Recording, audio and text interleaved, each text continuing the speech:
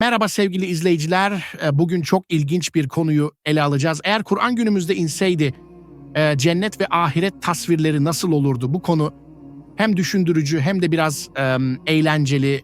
Çünkü günümüzün teknolojik ve kültürel gelişmeleri bu tasvirlerin nasıl anlatılabileceği konusunda bazı ilginç değişikliklere yol açabilir. Hazırsanız bu konuyu birlikte keşfetmeye başlayalım.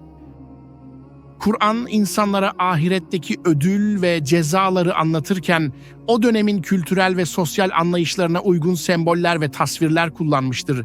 Peki ya bugün günümüz dünyasında teknolojinin ve modern yaşamın etkisiyle bu tasvirler nasıl şekillenirdi sizce? İsterseniz bu konuyla ilgili biraz beyin jimnastiği yapalım. Hem ciddi hem de biraz esprili bir şekilde bunu tartışalım. Yalnız herkesten özür diliyorum. Ben konunun uzmanı değilim. Sadece fikir yürütmeye çalışıyorum. Lütfen kimse alınmasın. Burada amacımız hiçbir kavrama, hele Kur'an'a zarar vermek değildir. Lütfen kimse yanlış anlamasın. Kur'an günümüzde inseydi, cennet tasvirleri belki de daha teknolojik öğeler içerirdi diyebilir miyiz? Örneğin Kur'an'da bahçe kavramına çok önem verilmiştir. Çölde yaşayan insanları düşünürsek bahçenin ne kadar önemli bir kavram olduğunu anlayabiliriz. Günümüzde ise bahçe yerine insanı daha mutlu edecek unsurlar var. Mesela teknoloji, insanı heyecanlandıracak arabalar gibi. Ama ev her zaman önemli bir konu olmuştur. Bence günümüzde bile su kenarında bir köşk veya deniz manzaralı bir villa oldukça cazip olabilirdi. Hadi örnekleri biraz daha somutlaştıralım. Örneğin günümüzde Kur'an inmiş olsaydı, ışınlanma teknolojisini örnek verir miydi? Anında istediğiniz yere gitme imkanı çok güzel ve geçerliliği olan bir örnek olurdu bence. Ya da cennet bahçelerindeki villalar son model sanal gerçeklik teknolojileriyle mi dolu olurdu? Günümüzde bilimin ve teknolojinin ilerlemesiyle ölüm sonrası yaşam konusundaki tasvirler de farklılaşabilir. Belki de ahiret bir nevi kuantum alanında bir yolculuk olarak tasvir edilirdi. Cennet, kuantum fiziği kurallarının geçerli olduğu bir yer mi diye sormaz mıydık? Yani cennette ışık hızında seyahat etmek belki de günlük hayatın bir parçası olurdu. Kuantum dolanıklık sayesinde sevdiklerinizle anında bağlantı kurmak gibi konseptler belki de yeni cennet tasvirlerine eklenirdi. Sosyal medya ve dijital iletişim modern yaşamın vazgeçilmezleri arasında. Peki Kur'an günümüzde inseydi cennette sosyal medya nasıl olurdu? Cennet Twitter'ı veya cennet Instagram'ı fikri kulağa nasıl geliyor? Sonsuz güzelliklerin paylaşıldığı, her gönderinin beğeni rekorları kırdığı bir platform. Örneğin bir tweet gönderiyorsunuz, evdeyim güneşleniyorum. Bir saniye sonra hop şimdi de denizdeyim, komik ama güzel olurdu sanki.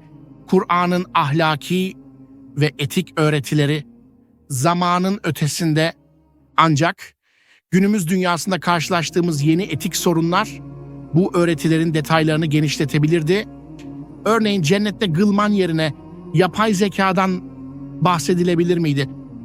Her yerde sadece sizin iyiliğinizi düşünen bir yapay zeka, bu tür modern konular cennet tasvirlerinin bir parçası olabilir miydi? Neyse, biraz daha ciddi konulara geçelim isterseniz. Kur'an'da huri ve gılman kavramları cennetteki ödüller arasında yer alır. Huri cennetteki güzel, saf yaratıkları temsil ederken gılman ise hizmet eden genç erkekleri ifade eder. Günümüzde inseydi bu tasvirler belki de sembolik bir anlam kazanırdı. Örneğin huri ve gılman cennetteki manevi saflığı ve güzelliği simgelerdi. Belki de her bireyin iç huzuru ve safiyetini temsil eden metaforlar olarak yorumlanırdı. İnsana huzur veren sımsıcak sevgi dolu bakışlar ile sizi en tatlı bir gülümsemeyle karşılayan varlıklar, belki de bunları kadın veya erkek olarak düşünmezdik. Hani ölüm sonrası deneyim yaşayan insanların anlatıları vardır ya, geri dönmek istemedim. Oradaki sevgiyi tarif edemem şeklinde konuşurlar ya hani. Bence şimdi huri ve gılmanı çok daha iyi kafamızda canlandırabiliyoruz. Çünkü 1400 yıl öncesine göre çok daha soyut düşünebiliyoruz. Ve bu tasvirler ahiret hayatının her türlü dünyevi arzulardan arındırılmış saf ve manevi bir yaşamı sembolize ettiğini anlatabilirdi. Kur'an'da cennetteki altın köşkler ve bal akan ırmaklar cennetin zenginlik ve bolluğunu simgeler ama o zamanın insanları kafalarında daha iyi canlandırabilsinler diye o zamanın en değerli kavramları örnek olarak verilmiştir. Günümüzde inseydi bu tasvirler belki de farklı maddi zenginlikler veya manevi hazineler olarak ifade edilirdi.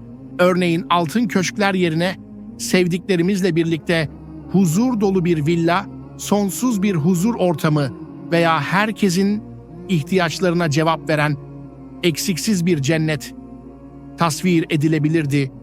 Bal ya da şerbet akan ırmaklar, bu tür semboller cennetin her türlü ihtiyacın fazlasıyla karşılandığı bir yer olduğunu anlatmak içindir. Bunun yerine her türlü gıdaya anında erişimiz olacak, tatmadığınız lezzet kalmayacak denilebilirdi belki. Günümüz insanının soyut düşünceye daha yatkın olması, cennet ve ahiret tasvirlerinin daha derin ve felsefi bir şekilde ifade edilmesine olanak sağlayabilirdi. Eski zamanlarda insanlar daha somut ve anlaşılır sembollerle yönlendirilmişlerdir. Bu yüzden altın köşkler ve bal akan ırmaklar gibi tasvirler insanların dünyevi hayatta kolayca hayal edebilecekleri şeylerdi.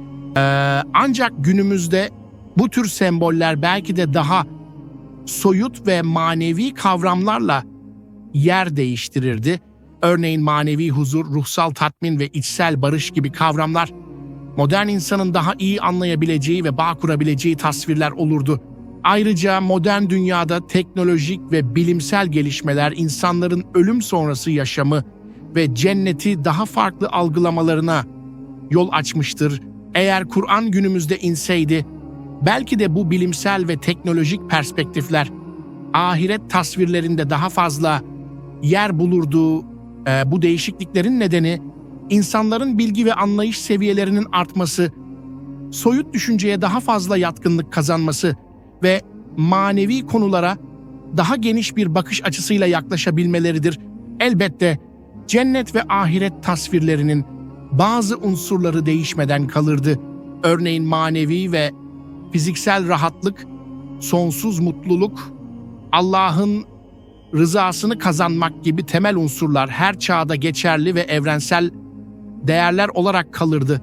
Cennet yine de en yüksek mutluluğun, huzurun ve güzelliğin mekanı olarak tasvir edilirdi ve tabii ki adaletin ve ödülün yeri olarak iyi amellerin karşılığını bulduğu bir yer olurdu. Örneğin insan haklarından bahsedebilirdi belki. Hiç kimsenin bir başkasının hakkını gasp etmediği bir cennet güzel olmaz mıydı? Eğer Kur'an günümüzde inseydi, cennet ve ahiret tasvirleri muhtemelen günümüz dünyasının dili ve sembolleriyle ifade edilirdi. Güncel ahlaki konulara değinirdi. Ancak temel öğretiler ve ana mesajlar, yani Allah'ın birliği, adalet, iyilik ve ahiret inancı değişmeden kalırdı. Bu videoda tartıştığımız konular elbette spekülatif ve bir nebze de eğlenceliydi. Ancak asıl önemli olan bu dünyada yaptığımız her iyi amelin ve doğru davranışın ahirette karşılığını bulacağı inancıdır. Eğer bu video hoşunuza gittiyse beğen butonuna basmayı ve kanalımıza abone olmayı unutmayın. Bir sonraki videoda görüşmek üzere, hoşça kalın.